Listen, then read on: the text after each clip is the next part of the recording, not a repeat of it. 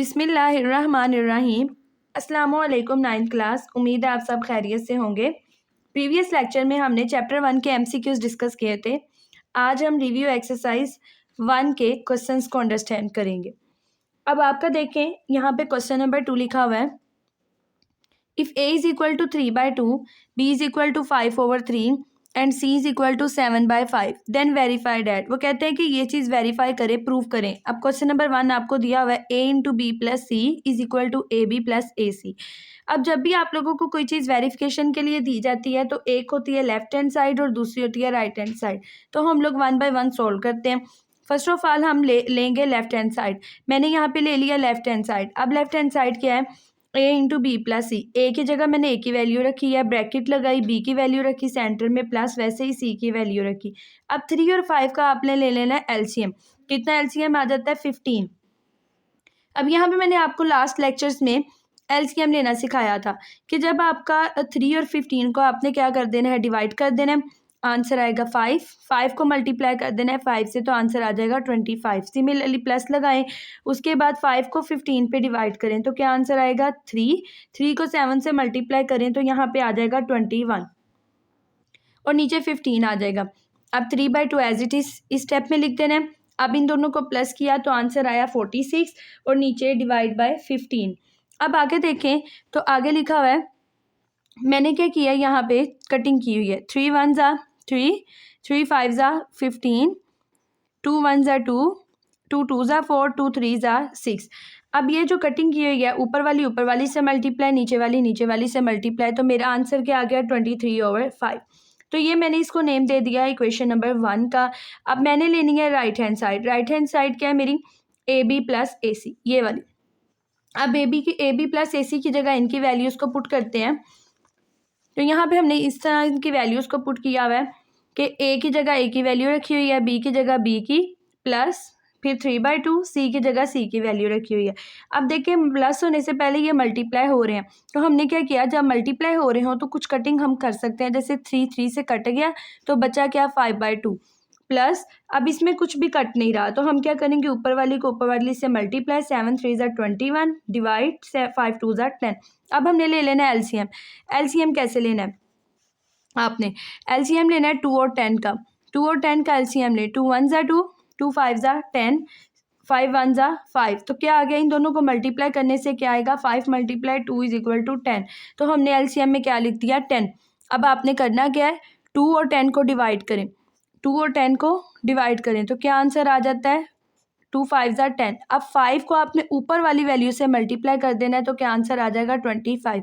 बिल्कुल इसी तरह आपने ये प्लस लगाया, 10 को 10 पे डिवाइड किया तो आंसर आएगा 1। 1 को 21 से मल्टीप्लाई किया तो क्या आंसर आ जाएगा 21। अब इन दोनों को प्लस करें तो आंसर आएगा 46 और नीचे 10 वैसे ही। अब आप कटिंग कर लें, 2 5 ज़ा 10, 2 2 ज़ा 4, 2 3 ज़ा 6। तो क्या आंसर आ गया 23/5। तो इसको मैंने नेम दे दिया 2 का। अब देखें, अगर आप देखें तो 1 वाले का भी आंसर 23/5 है और 2 का भी आंसर क्या है 23/5। तो मैंने यहाँ पे एक स्टेटमेंट लिखी हुई है कि from 1 and 2 it is verified that a into B plus C is equal to A B plus A C. Mean अगर हम 1 और 2 को देखें तो ये प्रूफ हो जाता है कि दोनों वैल्यूज़ आपस में इक्वल आ रही हैं। तो यहाँ पे क्वेश्चन नंबर 2 का पार्ट 1 कंप्लीट हो जाता है। अब नेक्स्ट हम क्वेश्चन नंबर 2 का पार्ट 2 स्टार्ट करते हैं। तो पार्ट 2 में क्या लिखा हुआ है, ये देखें। पार्ट 2 में लिखा हुआ है कि A plus B into C is equal to A C plus B C. बस थोड़ा सा उन्होंने ऑर्डर चेंज करके दिया हुआ है। अब बिल्कुल इसी तरह आपने सबसे पहले लेफ्ट हैंड साइड उठा लेनी है। लेफ्ट हैंड साइड में क्या आ रहा है कि आपने ए प्लस बी इंटू सी है, ए की जगह ए की वैल्यू प्लस लगाया, बी की जगह बी की वैल्यू इंटू सी। अब आपने 3 और 2 का एलसीएम ले लेना, आंसर आएगा 6। अब 2 को 6 पे डिवाइड कीजिएगा तो आंसर आएगा 3। जैसे ये देखें, 2 को 6 पे डिवाइड किया, 2 3 ज़ा 6। तो जो 3 आया है उसको आपने किससे मल्टीप्लाई करना है, ऊपर वाली वैल्यू से। तो 3 3 ज़ा 9, ये आ गया। इसी तरह 3 को 6 पे आपने डिवाइड किया तो 3 2 ज़ा 6, 2 के 2 पे जाता है तो 2 5 ज़ा 10। ठीक है। अब यहाँ पे ये 7/5, 9 और 10 को ऐड किया तो आंसर है 19/6 और साथ ये। अब आपने क्या करना है, अगर तो कटिंग होती है ऊपर नीचे काट दें, अदरवाइज़ अगर कटिंग नहीं होती तो ऊपर वाली वैल्यू को ऊपर वाली से मल्टीप्लाई करें। तो हमने कुछ ऐसे ही किया, 19 को 7 से मल्टीप्लाई किया तो आंसर आ रहा है 133। 6 5 ज़ा 30। तो यहाँ पे मैंने इसको नेम दे दिया इक्वेशन नंबर 1 का। अब हम राइट हैंड साइड ले लेते हैं। राइट हैंड साइड अगर आप लोग देखें तो क्या थी, ए सी प्लस बी सी, ए सी प्लस बी सी, ए की जगह ए की वैल्यू, सी की जगह सी की वैल्यू, प्लस बी की जगह 5/3 और सी की जगह उसकी वैल्यू हमने लिख दी।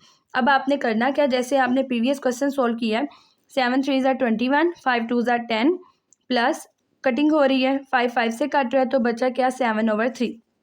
अब आपने 10 और 3 का एलसीएम ले लेना है। ये देखिए मैंने यहाँ पे एलसीएम लिया हुआ है, ये एलसीएम लिया हुआ है कि 10 और 3 का एलसीएम लिया, 10 1 ज़ा 10, 7 3 3 1 ज़ा 3, तो 10 को 3 से मल्टीप्लाई करें, 10 को 3 से मल्टीप्लाई करें, क्या आंसर आएगा 30।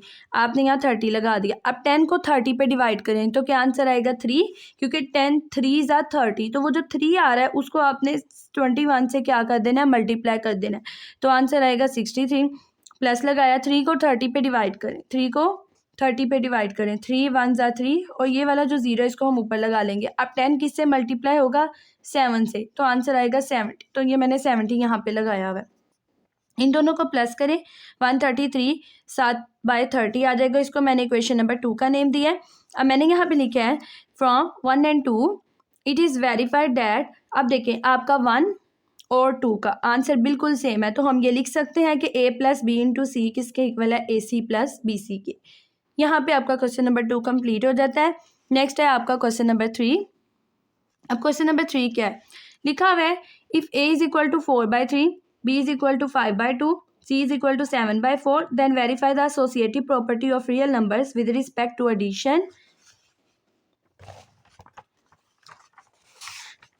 And multiplication.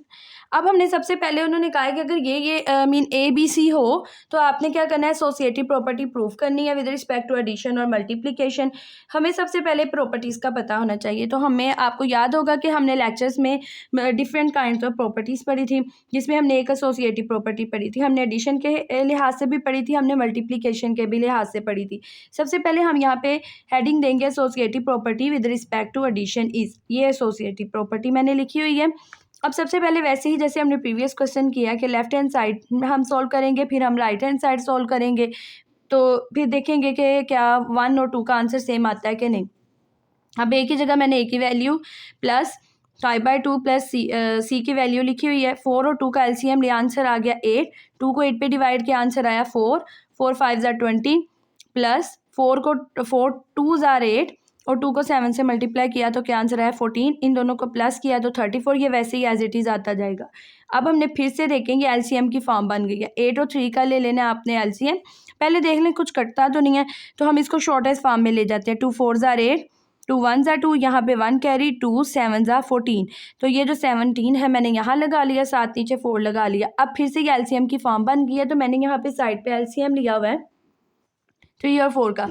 3 1 ज़ा 3 और ये 4 और 4 1 ज़ा 4। अब ये 3 4 जो है इसका एलसीएम क्या आ जाएगा 12, तो मैंने यहाँ पे क्या लगा दिया 12। अब आपने वही सेम एज इट इज़ वही काम करना है कि 3 को 12 पे डिवाइड करना है, तो क्या आंसर आएगा 4। 4 को 4 से मल्टीप्लाई करें तो आंसर आएगा 16। सिमिलरली 4 को 3 पे 12 पे डिवाइड करें तो क्या आंसर आएगा, 4 को 12 पे डिवाइड करें 3 आएगा, और 3 को किससे मल्टीप्लाई करना है 17 से, तो आंसर आएगा 51। तो 51 मैंने लिख दिया। अब इन दोनों को प्लस करें तो क्या आंसर आ जाएगा 67 आएगा, और नीचे 12 एज इट इज़ आ जाएगा। तो इसको मैंने 1 का नेम दे दिया। अब राइट हैंड साइड आपने लेनी है ये वाली, ये राइट हैंड साइड जो मैंने ये यहाँ पे लिखी हुई थी ये वाली आपने ये राइट हैंड साइड ले लेनी है। सेम एज इट इज़ आपने 4/3 प्लस 5/2, आपने इन दोनों का एलसीएम लिया। एलसीएम लेके आपने सोल्व करना है। 15 और 8 को प्लस करना है, 23 आ जाएगा। फिर आपने इन दोनों का एलसीएम लेना है। जब आप एलसीएम लेंगे तो आंसर आएगा 24। तो फिर से आपने सेम वही मेथड अप्लाई करते हुए इनको प्लस कर देना है, तो यहाँ पे आंसर आएगा 134/24। तो ये देखें, तो हम कटिंग कर लेते हैं, देखते हैं कि क्या इक्वेशन नंबर 1 की तरह हमारा ये भी आंसर सेम आता है। तो हम कटिंग करेंगे, 2 1 ज़ा 2, 2 2 ज़ा 4, 2 6 ज़ा 12, यहाँ पे 1 कैरी, 2 7 ज़ा 14। तो देखें 67/12 मेरा आ गया।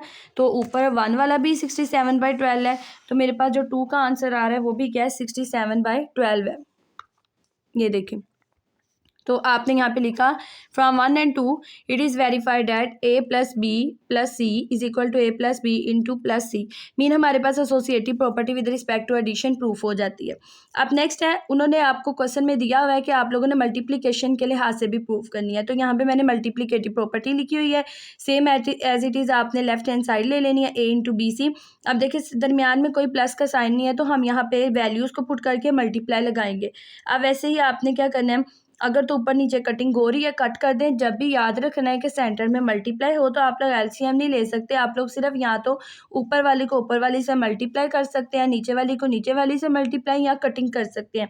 देखिए यहाँ पे मैंने मल्टीप्लाई किया, 7 5 ज़ा 35, 4 2 ज़ा 8। अब ये दोनों ये सारे मल्टीप्लाई हो रहे हैं और यहाँ डिवाइड हो रहे हैं, तो मैंने क्या किया, 4 1 ज़ा 4, 4 2 ज़ा 8। अब ऊपर 35 1 ज़ा 35 और नीचे 3 2 ज़ा 6। तो मेरे पास ये इक्वेशन नंबर 1 बन गई। अब नेक्स्ट आप लोगों ने राइट हैंड साइड ले लेनी है, ये वाली राइट हैंड साइड आपने लेनी है। ये देखें राइट हैंड साइड बिल्कुल सेम एज इट इज़ आपने वही काम करना है। तो ये कटिंग हो रही है, 2 1 ज़ा 2, 2 2 ज़ा 4, 2 5 ज़ा 10 बन जाएगा, 3 1 ज़ा 3 मल्टीप्लाई ये 7/4, ये वाला 7, 10 7 ज़ा, या पहले ऐसे करें कटिंग कर लें, 2 2 ज़ा 4, 2 5 ज़ा 10, तो ये बन जाएगा 7 5 ज़ा 35 और नीचे 3 2 ज़ा 6। अब मैंने देखें, अगर आप देखें तो ये और ये सेम आंसर आ रहा है, तो हम यहाँ पे क्या लिखेंगे, from 1 and 2 it is verified that a into B C is equal to A B into C. तो इससे पता चलता है कि आप लोगों ने associative property with respect to addition और associative property with respect to multiplication verify कर दिया हुआ है। तो यहाँ पे आपका क्वेश्चन नंबर 3 भी कंप्लीट हो जाता है। नेक्स्ट हम मूव करते हैं क्वेश्चन नंबर 4 की तरफ।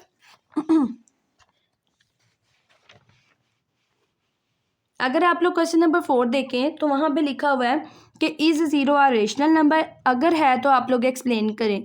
तो हम देखते हैं कि क्या ज़ीरो रेशनल नंबर है। तो मैंने लिखा हुआ है yes zero is a rational number. अब इसकी रीज़न क्या है, क्योंकि उन्होंने सबसे पहले आपको बोला हुआ है, क्योंकि अगर आपका ये क्वेश्चन 2 मार्क्स का पेपर में आपको आ जाता है तो एक नंबर येस या नो के होंगे और एक नंबर रीज़न के होंगे। तो मैंने लिखा हुआ है it is because zero can be written in the form of P by Q, क्योंकि आप लोगों ने रेशनल नंबर की डेफिनेशन पढ़ी हुई है कि वो नंबर जो पी बाई क्यू की फॉर्म में लिखे जाते हैं जहाँ पे क्यू ज़ीरो के इक्वल नहीं होता तो उनको क्या बोलते हैं, रैशनल नंबर। तो देखिए मैंने लिखा हुआ है सच है 0/1, 0/1 भी लिख लें या 0 लिख लें तो एक ही बात है, 0/2 लिख लें या 0 लिख लें एक ही बात है। तो यहाँ पर मैंने रीज़न लिखी हुई है। अब नेक्स्ट हम चलते हैं क्वेश्चन नंबर 5 की तरफ। क्वेश्चन नंबर 5 में लिखा हुआ है state trichotomy property of real numbers. अब वो कहते हैं कि आपने रियल नंबर्स की ट्राइकोटमी प्रॉपर्टी स्टेट करनी है। तो क्या है, for all A B belong to real number either A is equal to B और ए ग्रेटर देन बी और ए लेस देन बी। तो ये आपने प्रॉपर्टीज़ बड़े अच्छे तरीके से पढ़ी हुई हैं, तो यहाँ पे मैंने आपकी प्रॉपर्टी लिख दी हुई है। अब नेक्स्ट है क्वेश्चन नंबर 6। ये देखें क्वेश्चन नंबर 6। अब क्वेश्चन नंबर 6 क्या कह रहा है, find two rational numbers between 4 and 5। 4 और 5 के दरमियान आपने रेशनल नंबर्स निकालने हैं। तो अगर आपको याद हो तो हमने क्वेश्चंस किए थे जिसमें हमने 4 और 5 के दरमियान रैशनल नंबर्स पढ़े थे, या मीन डिफरेंट क्वेश्चंस में हमने डिफरेंट नंबर्स के दरमियान हमने रैशनल नंबर्स पढ़े थे। अब देखें 4 और 5 के दरमियान infinite number of rational numbers हैं, तो हमने जस्ट 2 रेशनल नंबर्स निकालने हैं। तो सबसे पहले हम क्या निकालेंगे, 4 और 5 की एवरेज ले लेते हैं। मीन जैसे हमने लास्ट टाइम भी एक क्वेश्चन किया था, मैंने आपको कहा था कि आपने यहाँ पर लिख देना है टेकिंग एवरेज। आपने किसकी एवरेज लेनी है, 4 और 5 की। 4 + 5 डिवाइड बाई 2, 4 + 5 कितना होता है 9 डिवाइड बाई 2। 9 को किस पे डिवाइड करेंगे आप लोग, 2 पे, क्योंकि ये डिवाइड बाई 2 का ये मतलब होता है। तो ये आपका एक रेशनल नंबर आ गया इन दोनों के दरमियान में। देखें अगर यहाँ पे 4 है और यहाँ पे 5 है तो इन दोनों के बिल्कुल मिड में जो नंबर आया है वो कौन सा आया, 9/2। अब हमें एक और रेशनल नंबर चाहिए। अब हम क्या करते हैं, या तो इन दोनों के दरमियान एक रेशनल नंबर निकाल लें या इन दोनों के दरमियान, वो आपकी मर्जी है। तो मैंने क्या किया हुआ है, 9/2 और 5 का मैंने एवरेज ले ली हुई है, यानी उसका मिड पॉइंट लिख लिया हुआ है। तो अब आप लिखेंगे 9/2 + 5 डिवाइड बाई 2। याद रखिए जब भी आपने एवरेज लेनी होती है, अगर आप 2 नंबर्स के दरमियान ले रहे हैं तो आप उन नंबर्स को प्लस करके 2 पे डिवाइड करेंगे, अगर आप 2 नंबर्स के दरमियान ले रहे हैं। अब इसी तरह हमने एलसीएम लिया, नीचे आ गया 2, ऊपर आ जाएगा 9 + अब जब यहाँ पे कुछ नहीं होता है तो इसका मतलब होता है 1, 1 को 2 पे डिवाइड करें, क्या आंसर आएगा 2। तो 2 किससे मल्टीप्लाई होगा, इस 5 से, 2 5 जा 10, तो ये 10 आ गया।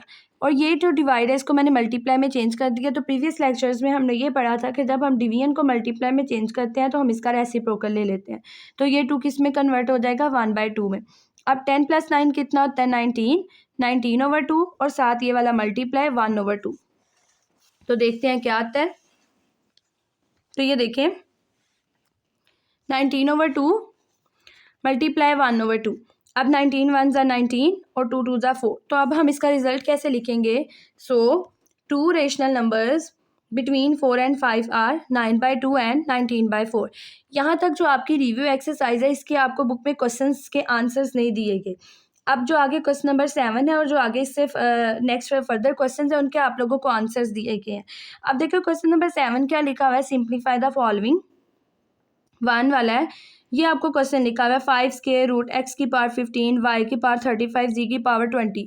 आप लोगों ने पढ़ा, मैंने बताया था आप लोगों को कि जो भी रेडिकल साइन से बाहर यहाँ पे होता है इसको बोलते हैं इंडेक्स, इसको बोलते हैं रेडिकेंड और इसको बोलते हैं रेडिकल साइन। अब जब भी आप लोगों ने इसको कन्वर्ट करना है, रेडिकल को ख़त्म करना है, तो आप इसके एक्सपोनेंशियल फॉर्म लेना आपने सीखी थी कि 5 किस में कन्वर्ट हो जाएगा, 1/5 में। अगर यहाँ पे 3 होता तो वो कन्वर्ट हो जाएगा 1/3 में। अगर यहाँ पे 4 होता तो वो कन्वर्ट हो जाना था 1/4 में। अब आपने एक रूल पढ़ा हुआ था कि अगर a b की पावर n हो तो जो पावर होती है वो सबके ऊपर लगती है। या एक और आपने पढ़ा था कि अगर a/b की पावर n हो तो पावर जो होती है वो सबके ऊपर लगती है। तो हम यही रूल यहाँ पे लगा रहे हैं कि जो पावर है वो सबके ऊपर लगेगी। तो देखिए x की पावर 15 के ऊपर भी मैंने पावर लगा दी, इसके ऊपर भी मैंने पावर लगा दी, इसके ऊपर भी पावर लगा दी। अब हम कटिंग कर लेते हैं। 5 1 ज़ा 5, 5 3 ज़ा 15, 5 1 ज़ा 5, 5 7 ज़ा 35, 5 1 ज़ा 5, 5 4 ज़ा 20। अब जो जो बचता है वो आप लोग लिख लें। तो यही आप लोगों का आंसर है, ये देखिए। अच्छा जी, अब नेक्स्ट है क्वेश्चन नंबर 2। लिखा हुआ है 3 स्क्वायर रूट 27 की पावर 2x। तो बिल्कुल मैंने क्या किया, इसको चेंज कर दिया इसमें। जैसे यहाँ पे एक स्टेप मैं यहाँ पे लिख रही हूँ 27 की पावर 2x यहाँ पे, और साथ ये बड़ी ब्रैकेट साथ में लगा देती हूँ और ये 1/3। अब ये दोनों मल्टीप्लाई हो रहे हैं क्योंकि ये भी आप लोगों ने रूल पढ़ा हुआ है कि a की पावर m हो और साथ n हो तो पावर्स क्या हो जाती हैं आपस में मल्टीप्लाई, mn हो जाएगा। तो सिमिलरली हमने यही काम किया, 2x 1 ज़ा 2x डिवाइड बाई 3। अब 27 का एलसीएम मैंने लिया हुआ, 3 की पावर क्या आ रही है 3। अब ये 3 इस 3 को काटेगा क्योंकि ये डिवीजन के नीचे है, तो बचा क्या 2, 3 की पावर 2x। तो ये आपका आंसर है। नेक्स्ट इसका है क्वेश्चन नंबर 3।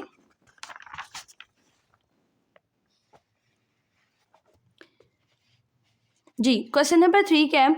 अब यहाँ पे देखिए मैंने कहा था कि जब भी इस तरह के क्वेश्चन आएंगे तो आपने ये देखना है कि इसमें कॉमन क्या आ जाता है। तो अगर हम देखें ऊपर 3 की पावर n+2 है, नीचे 3 की पावर है n+1 और -3 की पावर n, तो सबसे छोटी वैल्यू जो है वो 3 की पावर n नज़र आ रही है। तो मैंने क्या किया हुआ है, 3 की पावर n को मैंने कॉमन ले लिया हुआ है यहाँ से।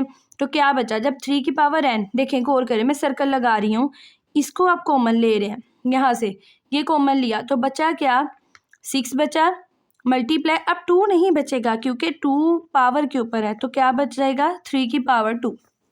नीचे से 3 की पावर n कॉमन ले लें, मीन के ये कॉमन चला गया, तो यहाँ पे सिर्फ अंदर क्या बच गया 3 की पावर 1 माइनस, जब ये सारा बाहर चला जाता है तो यहाँ पे 0 नहीं बचेगा, यहाँ पे क्या बचेगा 1 बचेगा। अब ये हमने काट दिया, 6 मल्टीप्लाई 3 की पावर 2 किसके इक्वल होता है 9 के, 3 पावर 1 3 के इक्वल होता है -1, 9 6 ज़ा 54, 3 में से 1 निकाले किधर कितना आ जाएगा 2। अब कटिंग कर दे, 2 1 ज़ा 2, 2 2 ज़ा 4, 2 7 ज़ा 14। तो इसका आंसर है 27। तो यही आपका एग्जैक्ट आंसर है। नेक्स्ट है क्वेश्चन नंबर 8। अब क्वेश्चन नंबर 8 इस तरह का आपने एक्सरसाइज 1.3 में भी क्वेश्चन पढ़ा था, बस थोड़ा सा ये क्वेश्चन चेंज है, माइनर सा थोड़ा सा डिफरेंस है इनमें। अब लिखा हुआ है the sum of 3 consecutive odd integers is 51। अब लास्ट टाइम जो आपने क्वेश्चंस पढ़े थे 1.3 में, उसमें ना उन्होंने ओड का वर्ड नहीं था इस्तेमाल किया। यहाँ पे मैंने आपको कंसेक्टिव का मतलब बताया था कि एक के बाद दूसरा नंबर, जैसे एक 1 है, 1 के बाद 2, 2 के बाद 3। तो लेकिन यहाँ पे अगर आप गौर करें तो इन्होंने ओड का वर्ड इस्तेमाल किया हुआ है। वो कहते हैं जब हम 3 ओड इंटीजर्स को प्लस करते हैं तो उनका आंसर क्या आ जाता है 51। तो आपने वो ओड इंटीजर्स बताने हैं। अब ओड नंबर्स क्या कौन से होते हैं ओड इंटीजर्स होते हैं 1 3 5 7 वाले होते हैं। अगर हम पॉजिटिव की बात करें 1 3 5 7, तो ये ऑड नंबर्स होते हैं। तो देखिए अगर हमारे पास पहला नंबर जो 1 है, ठीक है, तो उसके अंदर कितने नंबर्स प्लस हो रहे हैं कि 3 आया, 2 प्लस हो रहा है, मीन 1 + 2, ठीक है। इसी तरह अगर आप यहाँ पे देखें 1 के अंदर क्या प्लस हुआ है कि 4 आया, 1 + 4। तो इसी तरह हम नंबर बना रहे हैं। लेट्स सपोज कि हमारा पहला नंबर x है, तो x + 2 और क्या आ जाएगा x + 4। तो ये इस तरह आपने ओड इंटीजर्स बनाने हैं। अगर आप ओड नहीं बोलते तो आपने क्या लिखना है, पहला नंबर x, दूसरा x + 2, तीसरा x + 3 ले लेना। अब देखिए मैंने यहाँ पे क्वेश्चन लिखा हुआ है, लेट x + 2 एंड x + 4। देखिए सेम एज इट इज़ मैंने वही नंबर्स लिखे हैं, are the 3 consecutive integers according to condition. वो कहते हैं कि जब हम इन सारे नंबर्स को प्लस कर लेते हैं तो आपका आंसर कितना आता है, 51। अब वैसे ही आपने सिंपल कैलकुलेशन सॉल्व करनी है। x और x को प्लस किया, क्या आंसर आ गया 3x, 2 और 4 कितना हो गया 6 = 51। +6 यहाँ पे प्लस हो रहा है तो वहाँ जाके क्या हो जाएगा माइनस। 51 में से आपने 6 निकालना है तो आंसर आएगा 45। अब ये 3 यहाँ पे मल्टीप्लाई हो रहा है, इक्वल के उस साइड पे क्या हो जाएगा डिवाइड। अब कटिंग कर लें, 3 1 ज़ा 3, 3 1 ज़ा 3, 3 5 ज़ा 50। तो आपका आंसर कितना आ जाएगा 15। ये 15 लिखा हुआ है 15। तो यहाँ से आपके पास उन्होंने कहा है आपने 3 इंटीजर्स निकालने हैं। क्वेश्चन में देखें 3 इंटीजर्स निकालने हैं। तो आपने आंसर लिखना कैसे है, आप लिखेंगे फर्स्ट इंटीजर, आपका फर्स्ट इंटीजर कितना आया 15। सेकंड इंटीजर क्या था कि x के अंदर आपने क्या प्लस करना है 2, x के अंदर 2 प्लस करना है, तो 15 के अंदर 2 प्लस करें कितना आंसर आ जाता है 17। इसी तरह x के अंदर क्या प्लस करना है 4, तो 15 के अंदर 4 प्लस करें तो कितना आंसर आ जाएगा 19। तो ये आपका आंसर है। नेक्स्ट है हमारा question number second last question जो है क्वेश्चन नंबर 9। अब आपका क्वेश्चन नंबर 9 में आपको बुक से दिखा रही हूँ। ये देखें क्वेश्चन नंबर 9 में क्या लिखा हुआ है, Abdullah picked up 96 balls and place them in 2 buckets. वो कहता है कि अब्दुल्ला जो है उसने 96 बाल्स उसके पास हैं और वो क्या करता है, पकड़ता है 96 बाल्स को और वो 2 बास्केट्स वगैरह या बकेट्स में डाल देता है। वो कहते हैं कि 1 bucket has 28 more balls than the other bucket. वो कहते हैं कि एक बकेट के अंदर दूसरी बकेट की निस्बत 28 बाल्स ज़्यादा है। मीन फॉर एग्जांपल अगर पहली बकेट के अंदर मीन के हम कह देते हैं 2 बॉल्स हैं, तो दूसरी बकेट के अंदर 2 तो है लेकिन वो 28 और हैं, तो कितने हो जाएंगे 30 बाल्स हो जाएंगे। तो वो ये कहने की कोशिश कर रहे हैं, तो how many balls were in each bucket. तो वो कहते हैं कि बताएं कि हर बकेट के अंदर कितने कितने बाल होंगे। मीन हमें पहली बकेट के अंदर भी निकालने पड़ेंगे और दूसरी बकेट के अंदर भी निकालने पड़ेंगे। तो हमारा यहाँ से क्वेश्चन स्टार्ट होता है। तो देखें इसको सॉल्व कैसे करना है। लिखा हुआ है लेट फर्स्ट बकेट हैज़ बाल। लेट कर लेना। देखें आप लोगों के पास जो 2 बकेट्स हैं, ठीक है, पहली बकेट के अंदर x बाल्स हैं, हमें नहीं पता कितने हैं। दूसरी बकेट के अंदर उसकी निस्बत 28 बाल ज़्यादा है, मीन x तो होंगे लेकिन 28 और हैं। तो हम यही कर रहे हैं, let first bucket has balls x। तो सेकंड बकेट के अंदर क्या होंगे, x तो होंगे लेकिन 28 मज़ीद है। तो हमने उसके अंदर क्या कर दिया, अकॉर्डिंग टू मैथमेटिकल कंडीशन हमने क्या किया, प्लस कर दिया हुआ है। तो अकॉर्डिंग टू कंडीशन का मतलब है कि अगर हम इन टोटल को मिलाएं तो टोटल मीन के x और इन दोनों को मिलाएं तो टोटल कितने बन जाते हैं 96। तो हमने क्या किया, इनको प्लस कर दिया 96। x + x कितना होता है 2x प्लस 28 को मैं उधर ले गई हूँ, माइनस कर दिया है। 96 में से 28 निकालें तो कितना आंसर आ जाएगा 68। 2 यहाँ पे मल्टीप्लाई हो रहा है तो यहाँ पे जाके इक्वल की साइड पे क्या हो जाएगा डिवाइड। इसकी कटिंग कर लेते हैं, 2 1 ज़ा 2, 2 3 ज़ा 6, 2 4 ज़ा 8। तो x कितना आ गया 34। तो इससे ये पता चल रहा है कि बाल्स इन फर्स्ट बकेट, पहली बकेट के अंदर कितने बाल्स हैं 34, क्योंकि उसके अंदर कितने बाल्स हैं x बाल्स हैं, और दूसरी के अंदर कितने हैं x तो है लेकिन मज़ीद उसके अंदर कितने हैं 28 है। तो हमने इन दोनों को प्लस किया तो ये पता चला कि पहली के अंदर 34 बाल्स हैं जबकि दूसरी के अंदर अगर हम 28 और ऐड कर देते हैं तो टोटल कितने बन जाएंगे 62। तो ये आपका आंसर है। नेक्स्ट है हमारा लास्ट क्वेश्चन नंबर 10। ये मैं आपको शो करवा रही हूँ क्वेश्चन नंबर 10। क्या लिखा हुआ है यहाँ पे, Salma invested ₹3,50,000 in a bank which paid simple profit at the rate of 7.14% per annum। पर annum का मतलब होता है सालाना। वो कहते हैं कि सलमा जो है एक बैंक के अंदर इतने पैसे इन्वेस्ट कर रही है आप उसको जब वो बैंक के अंदर पैसे इन्वेस्ट कर रही है ना, तो जब भी हम कोई पैसे इन्वेस्ट करते हैं तो या तो हमें प्रॉफिट होता है, या हमें क्या होता है, लॉस होता है। तो लिखा हुआ है कि वो बैंक जो है वो उसको प्रॉफिट अदा कर रहा है कितने रेट के ऊपर, 7.1/4% के ऊपर। फिर वो कहते हैं 2 साल बाद, मीन इसका मतलब है कि जो 2 साल उसने जो प्रॉफिट कमाया है ना वो इतने रेट के ऊपर कमाया। फिर वो कहते हैं जब 2 साल गुजर जाते हैं उसकी इन्वेस्टमेंट के ऊपर, तो रेट जो होता है वो सालाना 8% बढ़ जाता है। तो बताएं, find the amount she had eight the end of the 7 years. तो आपने बताना है कि आखिरी जो मतलब कि जब 7 साल गुजर जाते हैं तो बताएं कि उसके पास कितनी रकम बचती है। अब देखें क्वेश्चन में बड़ा इंपॉर्टेंट क्वेश्चन है। उन्होंने ये कह दिया हुआ है कि वो इतने पैसे बैंक में इन्वेस्ट कर रही है, पहले 2 साल तो उसको इतने परसेंटेज के ऊपर, मीन इतने रेट के ऊपर प्रॉफिट बैंक अदा कर रहा है। लेकिन वो कहते हैं जैसे ही 2 साल बाद रेट बढ़ जाता है तो फिर उसका प्रॉफिट और होगा, मीन पहले 2 साल प्रॉफिट और होगा, अगले मीन सालों में प्रॉफिट और होगा। तो बताएं कि अगर उसने टोटल 7 साल इन्वेस्टमेंट की है इतनी, तो आप बताएं उसको कितना, मीन के उसके पास कितनी रकम बची है। उसने प्रॉफिट नहीं मांगा, उसने मांगी हुई है रकम। एक तो उसकी ये वाली रकम है, और दूसरी वो रकम होगी जो उसने 2 सालों में और मीन टोटल 7 सालों में कमाई होगी। तो हम क्वेश्चन करते हैं, देखते हैं कैसे क्वेश्चन सॉल्व करने हैं। क्वेश्चन नंबर 10 है, अच्छा जो चीज़ हम मीन के इन्वेस्ट कर रहे होते हैं उसको हम लोग प्रिंसिपल ले लेते हैं। तो प्रिंसिपल ये मैंने लिख लिया, कितना रेट है ये मैंने लिखा हुआ है। अब हम क्या करते हैं, 7 को 4 से मल्टीप्लाई करते हैं, 28 के अंदर 1 प्लस करते हैं तो कितना आ जाएगा, 29/4%। कैलकुलेटर पकड़ना है आपने, 29 को 4 पे डिवाइड करना है तो आंसर आ जाएगा 7.25%।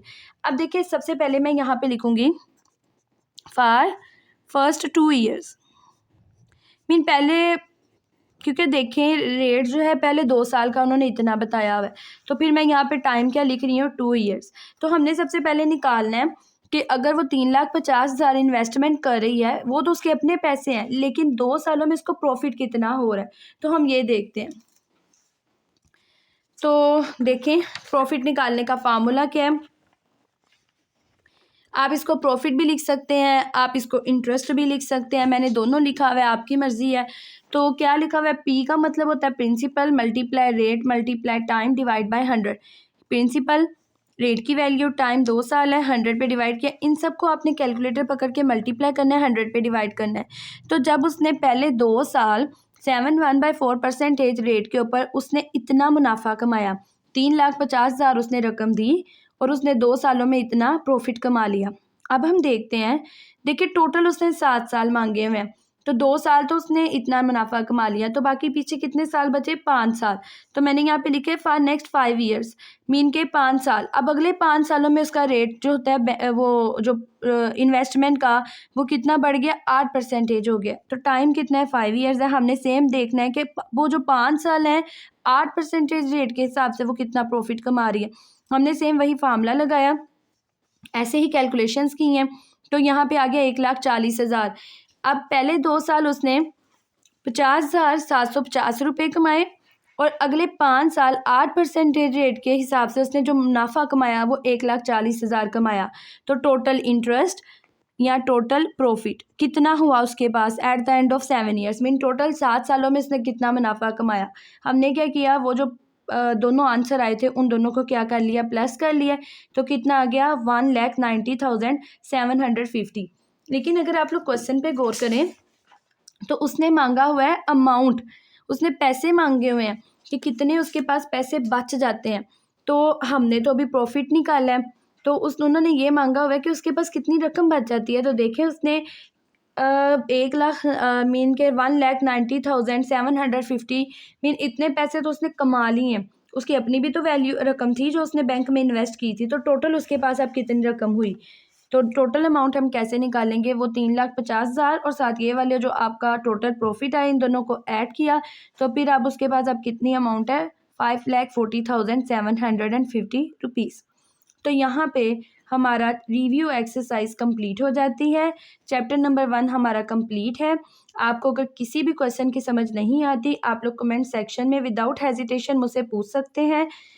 नेक्स्ट हम लेक्चर्स में चैप्टर नंबर 2 को स्टार्ट करेंगे। तो तब तक के लिए आप लोग अपने नोट्स को कंप्लीट कर लीजिए। अल्लाह हाफिज़।